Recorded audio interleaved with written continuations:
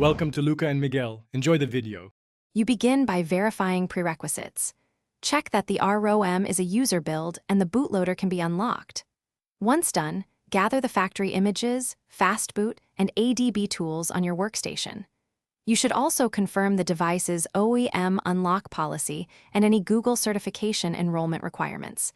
Make sure to document model, fingerprint, and build tags. This prevents wasted effort later and sets the stage for flashing a compliant system image and requesting certification data. Next, flash a stock or compatible GSI image that matches the target Android version and ABI.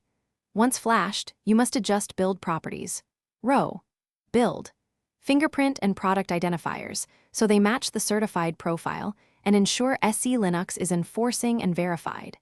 Then restore Play services and Google APKs signed correctly.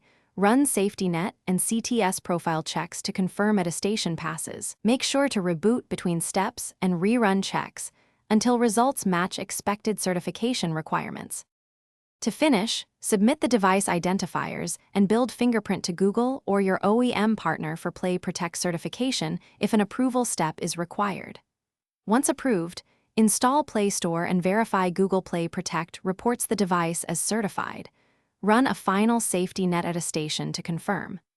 If something fails, inspect bootloader lock state, SE Linux mode, APK signatures, and fingerprint consistency.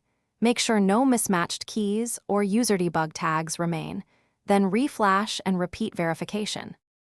Thanks for watching and please subscribe. It's the best investment you'll ever make.